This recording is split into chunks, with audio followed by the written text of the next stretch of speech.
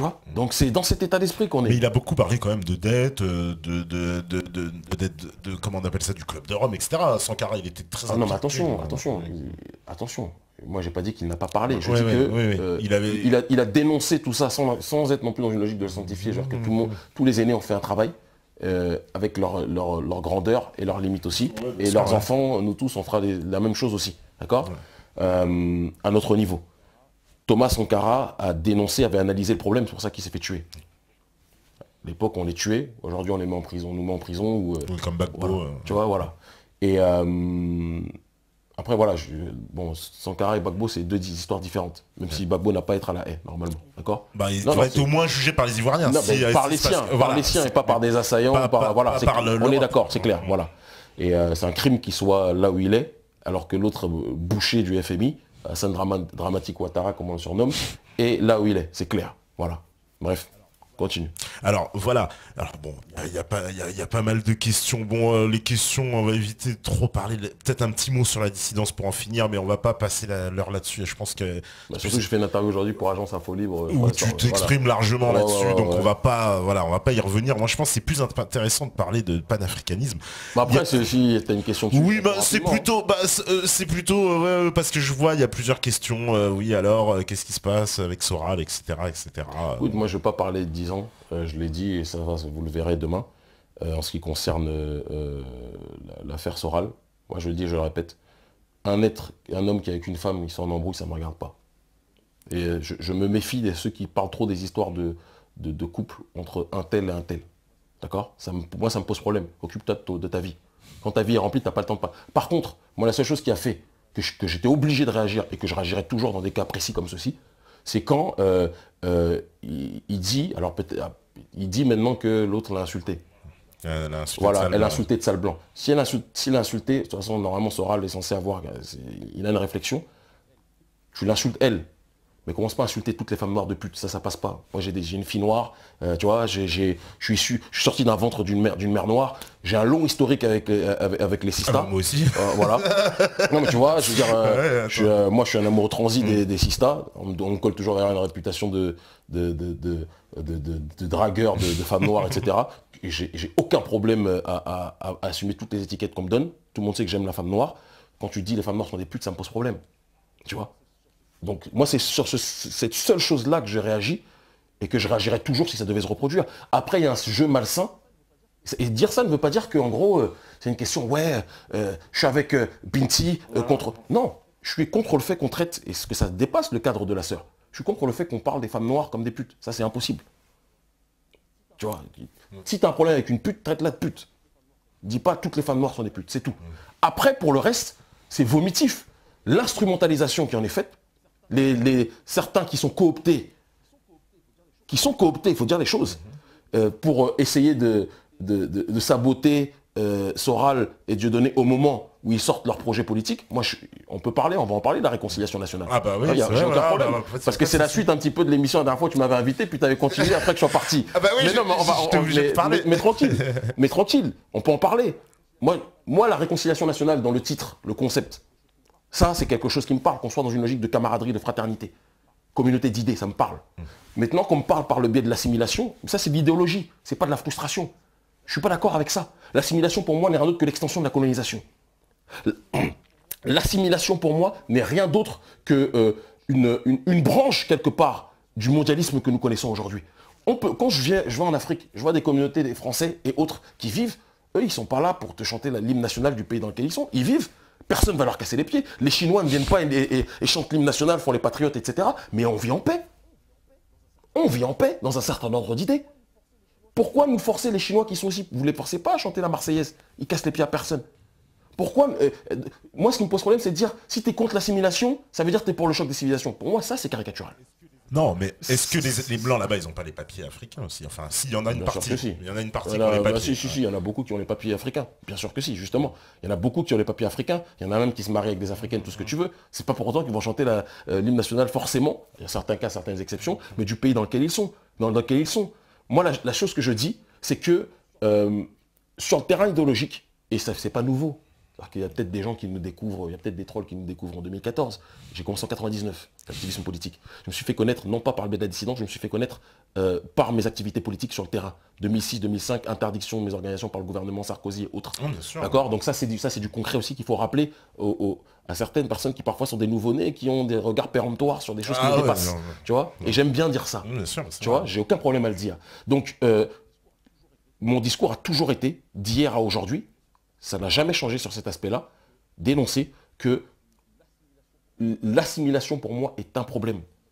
Nos parents se sont battus pour l'indépendance, ils ne sont pas battus pour qu'on soit les tirailleurs d'un pays ou d'un autre. Par contre, et je le vis dans son intégralité parce que ma démarche elle est bicéphale, elle est à la fois continentale et elle est diasporique.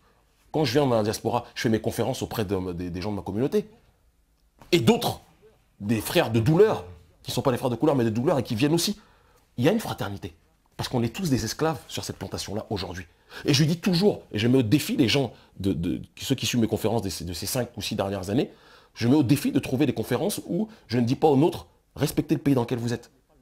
Le problème n'est pas le français. Le problème, c'est l'élite. Ça fait 5 ou 6 ans, depuis ma première incarcération sous le régime Sarkozy en 2007, que j'ai dit ça. D'accord? Donc, c'est pas, si tu es contre l'assimilation, tu es pour le choc des civilisations. Ça, c'est un cliché qu'il faut arrêter. Il faut arrêter cette caricature. Et c'est pour ça que je voulais venir ici aussi pour le dire. Il ne faut pas qu'on nous fasse croire cette histoire-là. Il peut y avoir différentes formes de réconciliation et de fraternité. Moi, je suis frère avec des gens, je vois des Corses qui sont réputés parfois dans notre communauté comme des gens racistes, etc. Moi, je vois des Corses, on se prend dans les bras. Il y a une fraternité réelle. Tu vois ce que je veux dire? J'ai des patriotes, j'ai des Bretons que je vois, avec lesquels j'échange, avec lesquels j'ai une fraternité réelle sur le terrain de l'idée. Donc c'est pas parce que tu es contre l'assimilation, j'ai pas envie de chanter, de postillonner comme Thuram la Marseillaise, ça veut pas dire que je suis pour le choc des civilisations. C'est simplement ça que je dis. Mais pour revenir maintenant à la dissidence et au duo Diodo-Soral, je trouve malsain, et c'est pas un hasard, que le système récupère cette affaire et cette altercation entre ma sœur Binti, qui, je l'espère, moi je le dis du fond du cœur, j'espère qu'elle fera une grande carrière, et j'espère qu'elle brillera. Moi je comprends quand elle se fait insulter de sale pute noire ou autre, elle n'aurait peut-être pas dû parler du gros porc blanc ou autre, enfin je sais pas, moi j'ai pas les termes exacts.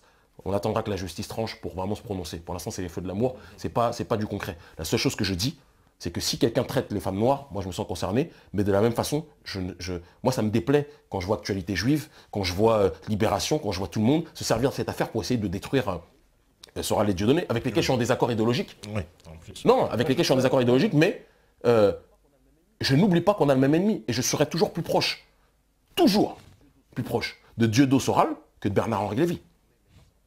Mais maintenant, ça n'empêche pas que moi, j'ai mon discours et j'ai mon combat, et mon travail panafricain, parce que je suis cohérent depuis des années, d'accord, dans ma démarche, et c'est pour ça qu'on a l'audience qu'on a aujourd'hui, sur le continent africain ou dans la diaspora. Ça aussi, c'est du factuel. C'est-à-dire qu'on pourrait presque dire, allez, il y a 3 lignes, il y a une ligne comme la tienne, très panafricaniste, on va dire une ligne à la Diodo un peu mondialiste presque, et une ligne, allez, j'ai envie de dire presque assimilationniste, intégrationniste. Bah, moi déjà dans le chapeau je mets pas Cardé. Enfin, voilà, dire que Cardé ou d'autres, parce que Cardé suit Soral et Soral s'aligne avec Dieudonné. Donc parlons des têtes des têtes pensantes et pas de ceux qui suivent. En ce qui concerne quelqu'un comme Dieudonné, sa vision est une vision de se dire quoi qu'en privé il a un autre discours.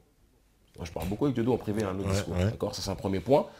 Sa vision, c'est de se dire, il est républicain, il est français, etc. C'est peut-être dû à son histoire aussi, je ne vais pas lui en vouloir. D'accord? Moi, j'ai un autre projet. Je pense qu'on peut vivre dans différents pays, comme tous les peuples le font, sans s'oublier soi-même, et contribuer sans faire de bruit au développement de notre pays d'origine. Je prends l'exemple, je reviens sur l'exemple des Chinois. Les Chinois, vous les verrez jamais faire des quotas ou de la chouinerie victimaire. Oh, je ne suis pas représenté à la télé, il n'y a pas de ching chang ching sur TF1. On veut plus de Chinois qui présentent la météo, ou on veut plus de Chinois au Parlement français. Non, les Chinois, ils ne sont pas dedans. Ils ne font pas de bruit. Ils s'organisent en communauté. Ils sont solidaires. Ils respectent le pays dans lequel ils sont. Il y a des excès aussi, parce que parfois, on sait comment fonctionnent les Chinois. Mais ils s'organisent et contribuent à la consolidation, même plus au développement, mais à la consolidation de leur pays. Moi, c'est ce schéma-là que je veux pour la diaspora. Je n'ai jamais dit, et ça c'est la caricature, que certains qui voudraient quelque part circonscrire mon discours à une certaine sphère, certains veulent faire croire que Kémy Séba dit simplement tous les Noirs doivent rentrer en Afrique. C'est pas vrai ça. Et c'est pour ça que j'ai autant de... D'accord, t'es pas pour la remigration comme on dit, parce qu'on nous a posé la question. Non, mais Je pense que la solution la plus courageuse, je le dis clairement, la plus grosse rupture mondialiste pour les afros, c'est de rentrer. Ça, je le dis clairement, il n'y a pas de débat dessus. Pour moi, c'est la plus grande fracture. Un nègre marron, la définition du nègre marron, de l'esclave rebelle, c'était celui qui quittait la plantation. Ouais. C'est la définition. Zumbi do Palmarès, il a quitté la plantation tenue par des esclavagistes, là encore une fois, issus de la caste apatride qu'on ne citera pas, et il est parti à Palmarès, ils ont construit leur cité libre. C'est la démarche dans laquelle je suis. Mais maintenant, il y a une deuxième étape, il y a une deuxième phase, un deuxième axe, et ça fait partie aussi de mes nombreux sympathisants, qui, elle, ne bougera jamais d'Occident. Et et ces gens-là veulent être respectés en tant que ce qu'ils sont, ne veulent pas être les tirailleurs ou les punching balls de qui que ce soit. Ils veulent respecter le pays dans lequel ils sont, mais veulent contribuer au développement de leur terre d'origine. Il y en a des millions comme ça. Mais par exemple, il y en a des millions comme ça. Dans la diaspora noire, on va dire, prenons par exemple les Américains, qui représentent, je sais plus, c'est 40 millions, voilà, 40 millions à peu près de Noirs américains. Eux, ils se sentent très loin de l'Afrique. Tu as déjà été... Bah écoute, moi j'y suis allé, c'est beaucoup plus complexe que de dire eux dans la globalité. Oui, eux dans la globalité, parce que, d'une façon générale. Parce que je connais énormément d'Afro-Américains, énormément, qui font, il y a ce qu'on appelle aujourd'hui un festival au Ghana, qui est dans cette logique justement du rapatriement, ne serait-ce que culturel, où les Afro-Américains viennent chaque année sur la terre-mère pour communier avec leurs ancêtres, leurs aînés. C'est pas tout le monde qui fait ça, évidemment. Mais il y en a beaucoup plus qu'on le croit. Même quelqu'un comme Michelle Obama, qui pourtant est loin d'être de notre bord, fait partie de ces gens-là qui, par rapport à leur rapport avec l'Afrique, ne nient pas cette réalité. Il faut faire attention. Après, est-ce que ces derniers vont rentrer sur le continent africain? C'est pas le but. Là où ils ont été 400 ans là-bas. Il faut qu'ils se fassent respecter en tant que ce qu'ils sont. C'est pas le problème. De la même façon que je dis toujours à mes frères et mes sœurs, on a beaucoup de sympathisants aux Caraïbes francophones. Certains me disent, mes frères, est-ce qu'on doit rentrer sur le continent? Non, c'est pas nécessaire. Rentre déjà dans les Caraïbes et fais en sorte que nos îles soient indépendantes. Fais en sorte que la Guadeloupe soit indépendante. Moi, c'est mon projet. Ça dérange quand je dis ça. Oula. La dissidence, dans la dissidence franco-française, ça dérange, mais moi je le pense. Je fais partie des gens qui pensent que... les dom-toms doivent être indépendants. Bien sûr que oui. Il faut qu'on assume. On ne peut pas se plaindre et en même temps être toujours relié à la plante. Non. Il faut qu'on écoute les indépendantistes chez nous. Il y en a.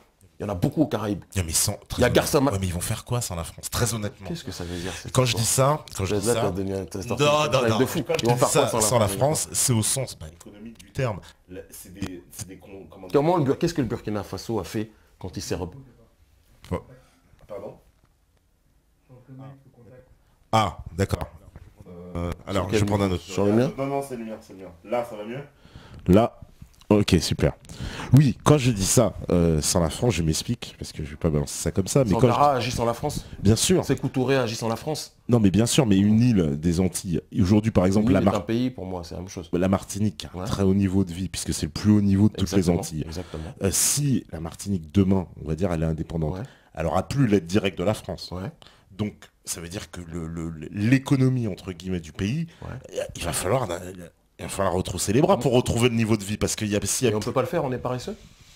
Non, je dis pas on peut pas le faire, mais moi je pense que beaucoup d'Antillais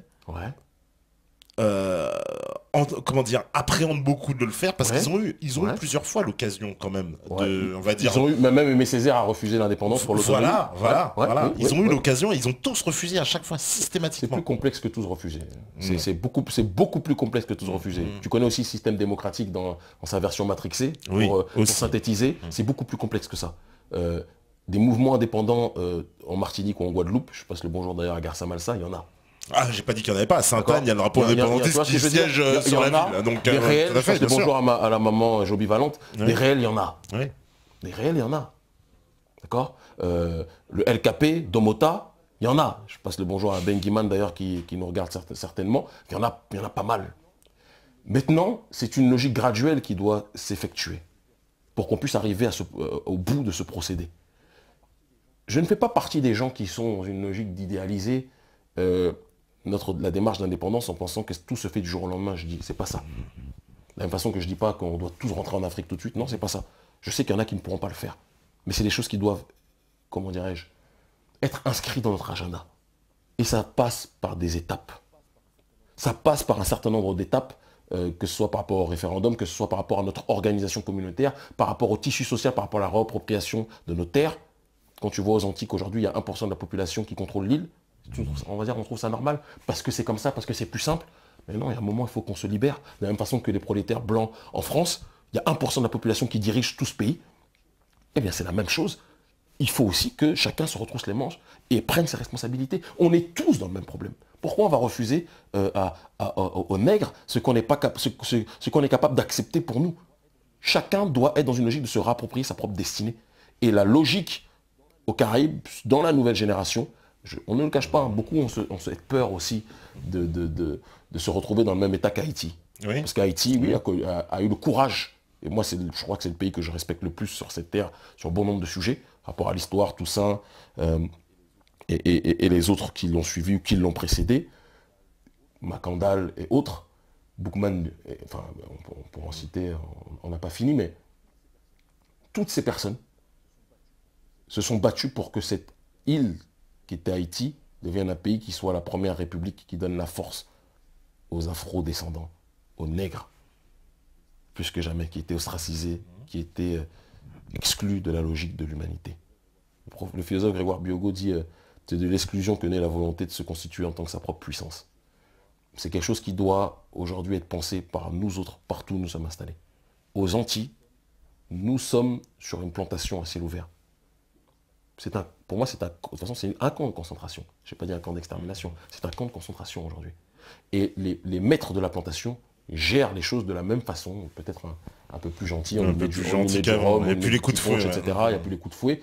Mais la diffusion de la drogue dans notre jeunesse, qui est là, pour moi une jeunesse messianique, au sens que de cette jeunesse, énormément de choses sortiront. Ils sont dans cette démarche d'essayer de nous éloigner de notre destinée. Et moi, j'ai un espoir illimité vis-à-vis de ces jeunes-là, aux Caraïbes, en Afrique, ou dans la diaspora de manière générale en Occident. J'ai un espoir illimité parce que je les vois, je vis, je suis en contact perpétuel et quotidien avec ces derniers. Et les choses sont beaucoup plus complexes que ce qu'on veut nous faire croire. Mais alors justement, j'ai une question, moi. C'est... Parce que là, on a parlé de remigration. Que penses-tu de Pierre Rabhi? J'aime profondément Pierre Rabhi. Ah, t'aimes profondément, d'accord. J'aime profondément Pierre Rabhi. Lui est dans la proposition. Oui. On fait partie de ceux qui essayent de mêler proposition et opposition. Parce qu'il faut aussi toujours être capable de déconstruire la manière dont le système est en train d'être dans une logique de prédation. Mais la démarche de Pierre Rabhi, je veux dire, qui d'ailleurs, en effet, l'a côtoyé Thomas Sankara et d'autres, c'est la démarche dans laquelle on s'inscrit, dans notre logique de réappropriation de la terre. On a essayé, moi j'ai essayé par rapport à Dalal Diam, qu'on soit très clair, c'est quelque chose qui a échoué. Parce que dans un premier temps, Dalal Diam, le village panafricain dans lequel on était, on est venu avec un projet, avec une vision. Mais il faut que tout le monde soit prêt, quelque part, à se détacher du matérialisme dans lequel on est né. C'est un esclavagisme moderne aussi, ce matérialisme-là, ce consumérisme-là. Et la rupture peut être brutale, il ne faut pas qu'on se mente. Mais de cet échec-là, quelque part, on est né. On a grandi, on a appris à marcher. Et on a vu d'une autre façon, je donne l'exemple de la Sphère Dja au Bénin, ils ont réussi à construire un éco-village avec extrêmement peu de moyens, avoir une école qui tourne, avoir des centres culturels avec quasiment rien dans la forêt, capable de vivre naturellement avec notre propre paradigme. Ça, c'est quelque chose d'exceptionnel. Les choses sont possibles. Voilà. Et ce que fait Pierre Rabhi, il n'a pas été le premier à le faire. Il a théorisé mieux que beaucoup. Et moi, c'est quelqu'un que j'aime humainement parlant énormément. Alors moi, justement, je voulais te parler, puisqu'on a parlé voilà, justement de retour, de retour aux racines ou de remigration. Mais tu as bien compris, ce que j'ai dit tout à l'heure, qu'il faut arrêter cette caricature dans cette dissidence, d'ailleurs avec laquelle je prends de plus en plus de distance, que je la trouve trop dogmatique, cette caricature qui est de dire qu'Aimé Seba dit tous les Africains doivent rentrer. Ça n'a jamais été mon discours. Oh, bien sûr, bien sûr. Ma démarche est bicéphale. J'ai une partie de mes partisans qui sont ici, et avec lesquels je serai toujours, et j'ai une partie qui est sur le continent africain, et j'assume.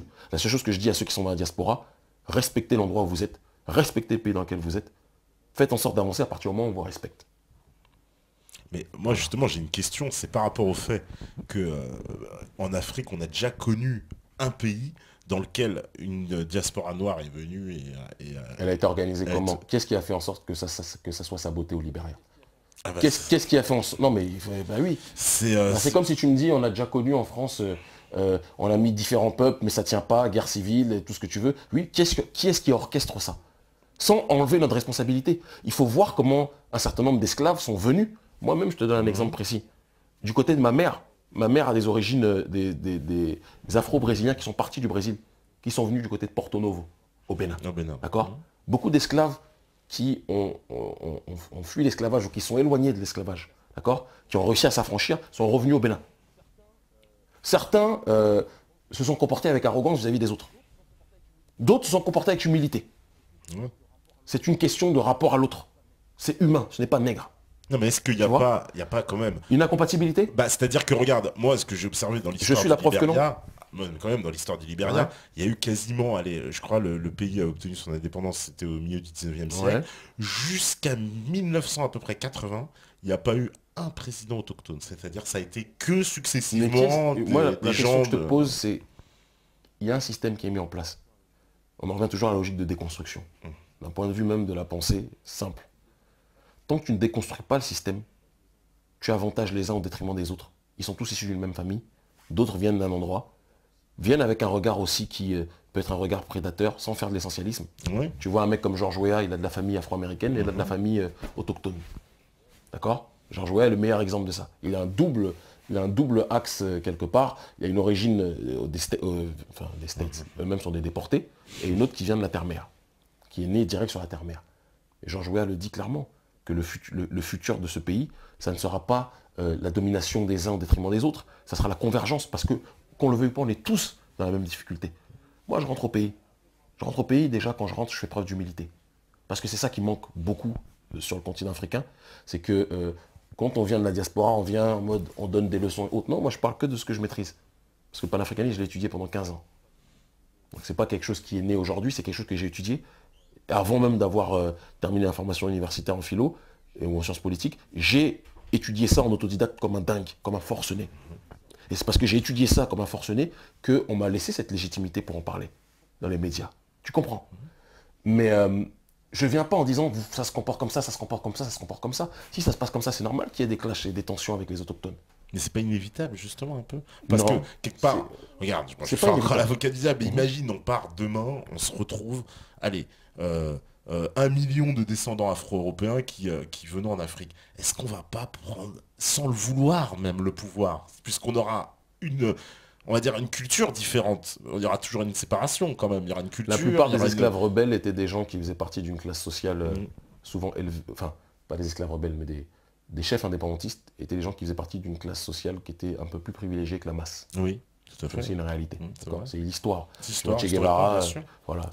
Voilà. Tu regardes France Fanon, même chose. Tu regardes Aimé Césaire, c'est toujours la même chose. Bien sûr, c'est vrai. Sans prêcher pour la paroisse, mais c'est du factuel. Et par rapport à cette réalité-là, il y a un moment où que ceux qui soient issus d'une classe sociale aisée ou pas avancent, ce qui compte le plus, c'est leur volonté d'indépendance de la globalité. Certains sont plus armés en fonction de l'univers dans lequel ils ont vécu. Moi, je suis issu, je le dis, je ne le cache jamais, contrairement à d'autres qui jouent les hommes du ghetto tout le temps caricaturalement parlant, oui, j'ai vécu dans la rue pendant 1 an. Plus que la plupart des gens qui en parlent, parce que j'étais mis dehors à une certaine époque de ma vie, quand j'étais plus jeune. Et c'est ce qui m'a formé. Et moi, je suis issu mon père est médecin, ma mère est un ancien mannequin qui est devenu par la suite 4 infirmières, d'accord? Il n'y a aucun problème à le dire. Et je l'ai toujours dit dans mes livres, avec fierté même, tu vois. Bien sûr. Moi, je veux pas faire gangster, après tu apprends que mon père est diplomate, c'est ridicule. Donc je parle des choses, après je parle de mon vécu. J'ai été mis dehors et j'ai été dehors comme Bouddha qui sort de son palais et qui étudie le monde dans lequel il vit. Et c'est ce qui m'a permis de me rapprocher des gens. Et d'avoir une double lecture, une lecture de la rue et une lecture aussi avec un regard beaucoup plus reculé. Et ça, c'est ce que les têtes pensantes des différentes révolutions qui ont existé sur cette surface de la Terre ont compris aussi. Ils avaient une double lecture, celle de leur milieu social de base et ceux de leur milieu social d'adoption. Tu comprends ce que je veux dire?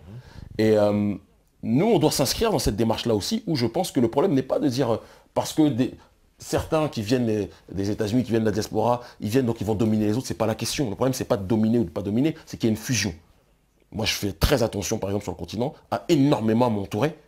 Beaucoup dans ceux qui me conseillent, la plupart des gens qui sont mes proches, qui sont mes grands frères, sont des gens qui sont nés là-bas. Parce qu'ils connaissent plus, ils ont plus de réalité, ils ont plus de compréhension du système dans lequel ils vivent que moi, ils sont nés là-bas. Moi, la seule chose sur laquelle je peux avancer, c'est sur la dimension du panafricanisme que j'ai étudié et s'en rendre compte plus que beaucoup, énormément. Et parce que c'était pour moi une obsession, et c'est ce qui a été aujourd'hui pour moi, voilà, une chance et j'essaie de rallumer la flamme sur ce terrain. Mais les choses ne sont pas un tel vient, les autres subissent. Ça doit être un partage, comme dans tout ce qu'on fait. Je ne viens pas ici, j'ai raison, tu as tort. Tu as ta part de vérité, j'ai la mienne, et on avance. Que le mélange des idées se fasse, que le métissage des idées se fasse sur ce terrain-là. Voilà. Parce que le mot métissage est le mot favori dans la sphère de la dissidence française, j'ai l'impression parfois. C'est-à-dire, vas-y, comment ça, c'est-à-dire dissident? C'est un typique. C'est un typique. Parce que, justement, bah, on peut dire le métissage. Le métissage, quand on parle métissage, c'est le métissage des races, par exemple, il est inévitable. On peut pas... Qui a dit qu'il était évitable? Moi, j'ai juste dit qu'il faut faire attention. Il ne faut pas que ce soit un projet, quoi. Le problème, c'est que dans ce monde, à l'heure actuelle, c'est un projet. Et on voit le résultat au Brésil, où les peaux les plus sombres sont discriminées. J'ai vu Pépé, qui est pourtant un afrodescendant. Tu vois la gueule de Pépé, il ne ressemble pas à un Norvégien. Non, pas trop. Le défenseur du Real de Madrid. Naturalisé brésilien, naturalisé portugais, qui n'a pas grand-chose dans la tête. Pépé a insulté Keita de sale noir. Alors, quand tu vois Pépé qui est un Renoir, qui traite... ça te montre ce que le système colonial brésilien a inséré dans l'esprit des gens. Il leur a fait comprendre, plus t'es clair, mieux c'est. Mais dès que t'es Renoir, tu vois, le métissage ne résout rien, n'a jamais rien résolu, il faut qu'on arrête. Non, ça c'est vrai. Et je différencie maintenant le rapport individuel entre un être et un être. Moi, il y a des gens que je connais, j'ai des proches, je suis même parrain de certains enfants, où la femme va être noire, l'homme blanc, et vice-versa. Ça ne veut pas dire que moi c'est mon projet, c'est mon rêve. Moi je kiffe les femmes noires. Je suis marié à une africaine, j'ai eu un dernier enfant même avec une autre sœur. Voilà, c'est mon projet à moi. Tu comprends ce que je veux dire? Et j'ai aucun problème à le dire. J'ai aucun problème à le dire. Et j'assume cette réalité-là. Mais maintenant, des personnes qui certains veulent aimer les blondes, aimer les brunes, aimer les violettes, etc. Chacun aime ce qu'il veut. Il faut juste faire attention. Moi, je me méfie toujours quand le système mondialiste veut nous pousser à aller vers un endroit, je me dis pourquoi il fait ça? Et je regarde pendant qu'il veut nous pousser vers une route, pourquoi lui ne le fait pas? L'oligarchie, elle, ne se mélange jamais. Mais elle pousse l'humanité à se mélanger. Ça pose problème à personne, ça. Il faut que les gens réfléchissent. Comment ça se fait que ces gens-là qui gagnent tout le temps nous poussent vers une voie? Ils savent très bien que c'est un fossé, mais eux ne le font pas. Réfléchissons. Donc c'est pour ça que quand on me dit ouais, c'est inévitable, le métissage, t'as vu, on est tous ensemble, United Color of Benetton. On peut d'ailleurs réfléchir Benetton d'où ça vient, sans rentrer dans les détails. Je dis juste, il faut faire attention. La plantation mondialiste, elle a un projet. Maintenant, je différencie le rapport individuel. Il y a des gens qui sont plus engagés dans la cause noire. Charanta Diop était mariée à une blanche. Oui. C'est pas mon projet. Encore une fois, c'est des choses... Je me dis qu'on est le seul peuple où les têtes d'affiches, pendant longtemps, étaient mariées à d'autres, n'ont pas été mariées aux leurs. C'est pas le problème de prendre d'autres. Les chefs d'État occidentaux, ils vont tous prendre des maîtresses africaines. Ils en ont tous. Par contre, ils aiment bien les présidents mariés à des blanches. Non, mais c'est ça que je veux te dire. C'est que on est les seuls qui avons ce problème-là. C'est que là où Jacques Chirac, qui était le champion du monde des maîtresses sénégalaises, pour ceux qui savent, pour les vrais qui savent, Jacques Chirac, la go qu'il avait à la maison, c'était Bernadette. C'était pas, tu vois, c'était pas, comment dirais-je, je vais pas commencer à clasher. Chacun ses icônes de beauté, mais voilà. Moi, c'était pas mon paradigme à titre personnel, mais il savait que par respectabilité, il était nécessaire qu'il prenne quelqu'un de chez lui. Et qu'il se présente comme ça. Après, ça n'empêche pas qu'il puisse faire ses dièses là où il voulait. Tous les chefs d'État occidentaux font ça. Mais nous, on est les premiers, on va prendre les femmes des autres. Nos femmes ne sont pas belles. Et c'est pour ça qu'après, il y a des gens qui viennent se permettre de dire, oui, vos femmes ne sont pas belles. Et d'ailleurs, certains que je ne vais pas citer, mais qui se reconnaîtront, qui vont dire, la plupart des black class vont prendre des femmes blanches. Pourquoi disent-ils ça?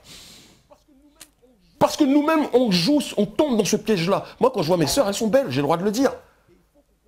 Et il faut qu'on comprenne qu'on ne peut pas aimer son peuple sans aimer celles qui nous ont donné la vie aussi. Il faut qu'on réfléchisse énormément à ça. Ça, c'est pas du racialisme, c'est de l'intelligence. Mais dans un pays comme la France, qui est une exception par rapport à l'Angleterre ou les États-Unis où j'ai pu aller, ici, dire ça, on peut passer dans la dissidence franco-française comme un extraterrestre. Mais il y a des dizaines de milliers de gens, pour ne pas dire plus, qui comprennent ce que je dis. Il n'y a que ici où on nous a tellement matrixé, on est le deuxième Brésil, tu vois. On est un petit Brésil, la France. Le maçonnisme a pénétré dans nos têtes plus que n'importe où ailleurs dans le monde.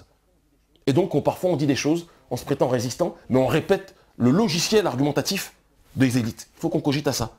Et avec le temps, même ceux qui nous trouvent trop radicaux comprendront qu'on était les plus cohérents sur ce terrain-là. Ça ne veut pas dire qu'on ferme la porte. Je me suis retrouvé, il y a certaines... Aujourd'hui, maintenant, on a une époque où les gens nous reconnaissent beaucoup dans la rue. en Afrique c'est normal avec la télé, mais ici en Occident, la crise a accentué le procédé. Parfois il y a des Renois que je vois, ils me serrent la main, ils sont avec leur blanche, la blanche n'ose pas me serrer la main. Je dis, je suis pas Babtou Ophage, viens. Tu vois, on se check, il n'y a pas de problème. Il n'y a aucun souci.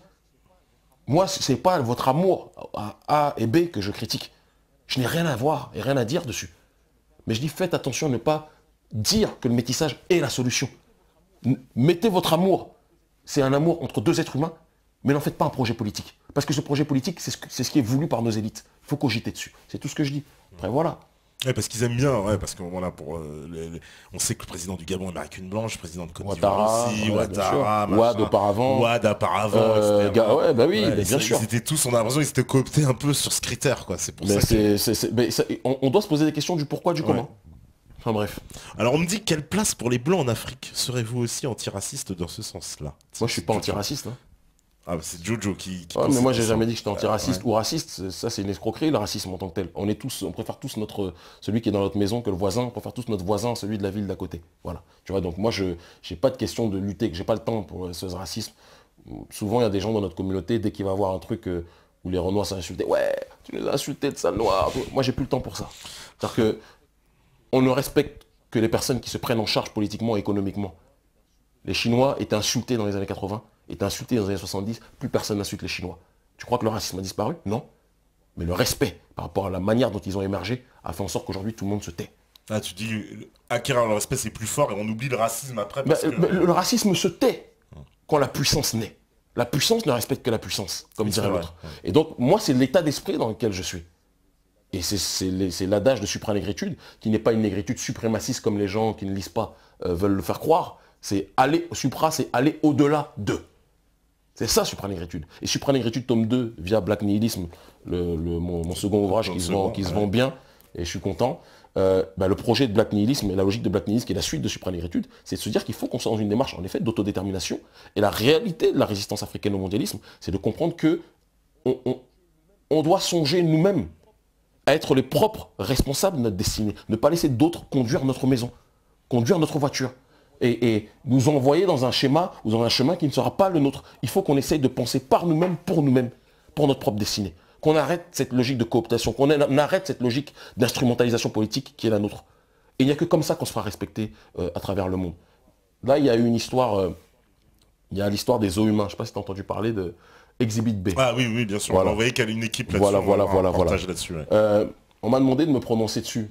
Parce que là, maintenant, en gros, dès qu'il y a un truc, il faut qu'on se prononce. Bien sûr que voir des noirs en cage, je ne peux pas accepter ça. Et moi, je me joins à la colère de toutes les personnes qui sont indignées par ça dans notre communauté. Qu'on soit très clair. Simplement, je veux qu'on évite aussi la caricature qui est que il y a deux choix. Soit on fait sauter le spectacle. Moi, j'ai pas le temps pour ça, objectivement, je vous le dis franchement. Parce que je sais qu'il arrivera un temps, si on converge tous vers le même sens, on n'en est pas encore là, mais si on converge tous vers le même sens, ils seront plus capables de faire ça. Ils ne mettront jamais des juifs en cage, par exemple, tu vois. Mais parce que les juifs s'organisent. Sauf qu'eux s'organisent au détriment du reste de l'humanité. Et moi, je voudrais m'organiser en fraternité avec les autres, mais pour nous-mêmes. C'est différent. Le réalisateur, certains disent c'est un raciste. Peut-être qu'il ne l'est pas. Moi, l'histoire de raciste ou pas raciste, c'est quelqu'un qui voulait à la base dénoncer le racisme. Dénoncer par l'art l'instrumentalisation de l'homme par l'homme. Dénoncer le capitalisme. Dénoncer le colonialisme. Pour moi, il a été maladroit, ce qu'il a fait est malsain. Parce qu'il y a toujours le schéma du blanc qui met des noirs en cage. Exhibit B, c'est ça. Si vraiment il veut lutter contre et dénoncer la chosification de l'homme par l'homme, rien ne l'empêche de mêler derrière les barreaux, plutôt que de mettre des noirs, parce que ça va être mal compris. Tu mets des gens de toutes les ethnies, et tu montres la bêtise de ça. Mais mettre des noirs par un blanc, bien sûr ça va être mal pris. Et je pense qu'il faut qu'on soit aussi, il y a deux choix. Soit on se bat, soit on dialogue. Moi, je serais prêt, si j'avais la possibilité, je discutais avec ce gars et je lui dis, tu dénonces soi-disant le racisme, comme tu le dis, organise-toi autrement, parce que ce que tu fais là est malsain. Ce que tu fais là, tu agis mal. Il se plante, ouais, peut-être. Il se plante. L'enfer n'est pas de bonnes intentions. Exactement, on peut être sincère et avoir sincèrement tort, je suis le premier à le dire. Tu vois? Donc on dialogue. Mais je vais pas racisme, parce qu'en réalité, je suis à un stade, je te le dis, où je suis humilié contre ça. Je suis à un stade où les gens qui manquent de respect, je vais réagir, je vais dire, ah, toi tu manques de respect, t'inquiète, je vais te manquer de respect aussi, puis on avance.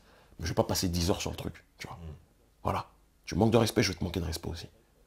Et je veux pas être... Ouais, c'est fini de la pleurniche, non, mais non, on est contre et tout. Bah, y en a qui le font, je veux pas jeter la pierre sur ceux qui le font. Parce que chacun aussi a son stade dans cette réflexion-là.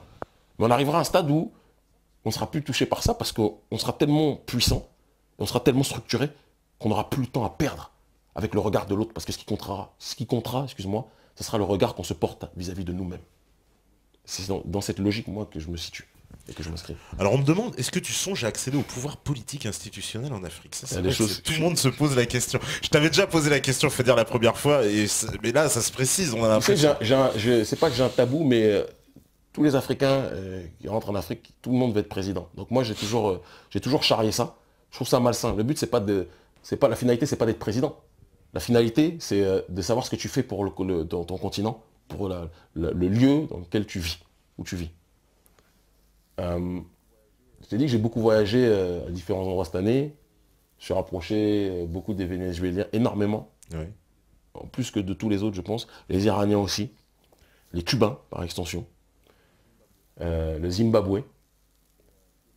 Et ce qui est marrant, c'est que dans tous les voyages que je fais, tout le monde me relance sur cette nécessité qui est que là, je suis à une étape qui est importante. J'ai une grosse visibilité grâce à la télé. Mais que l'étape supérieure après, c'est dans la société civile. On l'est déjà via les médias, mais être dans une démarche d'avoir maintenant une responsabilité politique. J'y songe. Mais pour moi, ce qui compte pour l'instant, c'est la diffusion des idées. Parce que je me rends compte de l'impact de la diffusion de notre discours. Va sur notre page, j'aime pas le terme page fan, mais sur notre page soutenant Kémy Séba. Mon assistante aujourd'hui, elle a posté mon retour au Sénégal. Regarde les commentaires des gens. Tu vas voir des gens, tu as des avocats, tu as des journalistes, mais regarde l'impact qu'on a sur ces derniers. Il faut réfléchir à ça. Parce que les discours qu'on a est dans une logique quelque part de redynamiser chaque secteur d'activité. Parce que le panafricanisme s'insère dans tout, en réalité. Et viendra l'étape et le moment où, oui, je songerai, pas à une question de président, ça ne m'intéresse pas, mais à m'occuper d'une localité. Moi, à long terme, je ne le cache pas, l'Union africaine, c'est quelque chose sur lequel je porte un regard précis. Parce que pour moi, c'est un grand récipient, mais on a mis de la pisse dedans, alors qu'à la base, on devait boire de l'eau. Le professeur Biogo m'excuse quand il entendra la pisse dedans. Mais voilà. L'Union africaine, j'y songe énormément. Ouais. Mais pour aller à l'Union africaine, il faut un mandat électoral précis. Qu'il soit municipal, qu'il soit de député ou autre. Donc j'y songe. Mais je suis jeune, hein, j'ai que 32 piges. Même si on a l'impression peut-être un futur président, alors... Non, c'est pas... objectivement, voilà. Non. Moi, je suis juste un serviteur du continent. Oui. Un serviteur. J'ai un pied au Bénin, ouais, où j'ai acquis par la grâce de Dieu ma nationalité il y a quelques temps, parce que c'était extrêmement important pour moi, bien que né en France, d'avoir ça. Tu avais la nationalité française? J'avais que la nationalité française, et je l'ai eu, ça fait un an que j'ai la nationalité béninoise, je suis très heureux de ça. Dans mes nombreux voyages dont je ne parle pas forcément tout le temps, mais voilà, les choses se font. Là, on m'a proposé, parce que les gens aiment beaucoup ce que je dis à la télé, on m'a proposé la nationalité sénégalaise. Ah ouais? Ouais, si. Après, je ne suis pas sûr d'accepter, non pas parce que j'aime pas le Sénégal, mais parce que je vois au-delà de ça. Mon but n'est pas d'être sénégalais ou autre, même béninois, je te le dis franchement, ce sont des identités qui ont été créées par d'autres. Quand on analyse Sénégal, ce que c'est, quand on analyse Bénin, c'est des noms de l'autre. Ce n'est pas notre nom à nous autres. Mon projet est le panafricanisme. Et je vis au Sénégal, Bénin, Nigeria ou autre, partout où je voyage. Ce qui m'intéresse, c'est d'être avec les miens, avec les nôtres, et d'avancer dans une direction précise. Mon rôle, c'est celui-là. Et si j'ai une démarche politique, ça sera au Bénin. Parce que c'est là où mes parents sont nés, c'est là où j'ai ma famille de sang, même si j'ai beaucoup de cousins au Sénégal. Il faut savoir que mon père a fait ses études de médecine, a commencé ses études de médecine à Dakar. J'ai ma grande sœur y est née. Elle est née à Dakar. J'ai énormément de cousins là-bas. Donc la télé, ça sera au Sénégal, et je pense que la démarche politique, tôt ou tard, ça sera probablement au Bénin. On verra. Alors, on nous parle, tout à l'heure, on m'a parlé de liberté d'expression en Afrique. C'est vrai que le Sénégal, c'est un lieu particulier. Elle est supérieure à la France. Hein. Ouais. Ah non, après, ça dépend des endroits. Tu vois. Par exemple, Sénégal, on le sait, une tradition, il y a une tradition politique. C'est le pays de Cheikh Ahmadou Bamba, c'est le pays de Cheikh Anta Diop. Tu vois, c'est un pays extraordinaire, le Sénégal. C'est la centrale sur le terrain francophone, c'est la centrale dans la masse, hein, je ne parle pas dans les élites. Mais c'est l'épine dorsale de la pensée de libération africaine à l'heure actuelle, de l'intelligentsia. La conscience africaine, c'est là où les foyers africains se font le plus possible, c'est là. C'est pas un hasard que je sois allé là-bas.